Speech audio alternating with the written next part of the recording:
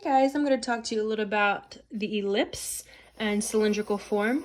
First thing I'm going to do is just get my shoulder and wrist warmed up and kind of naturally draw a circle through repetition, and I'm going to show you the difference between that and drawing from my wrist. Okay, so just drawing from the wrist, I might have this one and done rendition of a circle.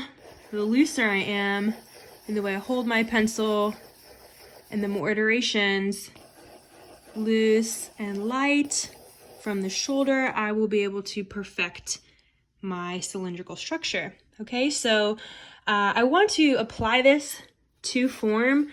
I'm going to understand the face of the square and how kind of measuring that halfway point of each face is going to now allow me to better connect and find that internal cylindrical structure. Okay, so when we find this ellipse, we want to find it pinching in 2 point, and we'll find the entire form receding with the face coming at us in 1 point. Okay, so 1 point perspective, I'm just going to quickly draw a box, heading out in perspective. Okay,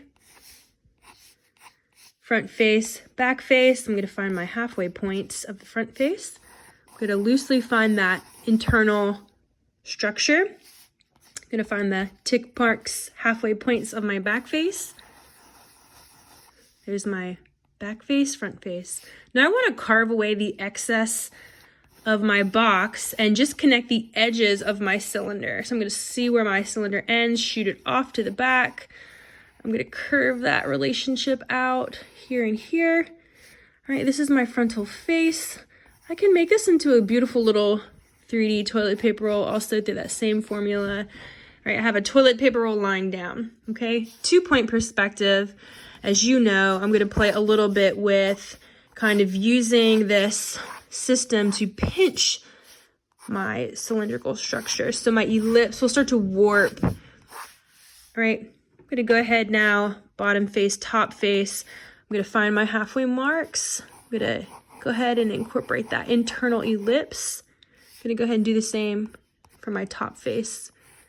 Internal ellipse, right? Now, this face is further from the horizon, so it's going to open more. This one's going to pinch more and be thinner because it's closer to the horizon.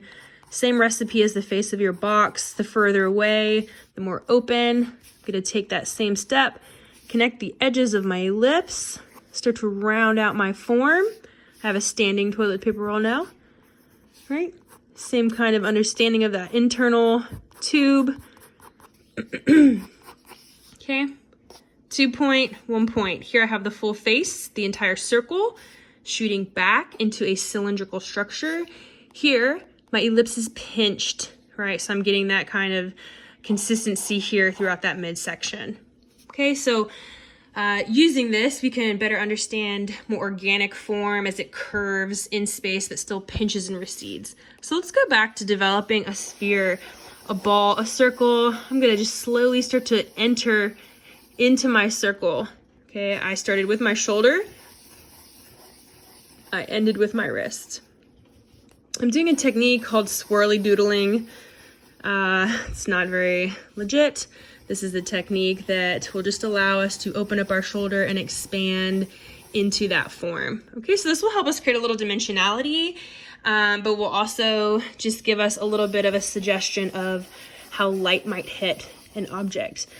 Right, so we can stay in this system and play with our weight and our value, as well as the speed and the buildup. This will just give us a little bit of more intuitive understanding of a sphere and how we might flesh through building it dimensionally. Okay, so I'm going to go ahead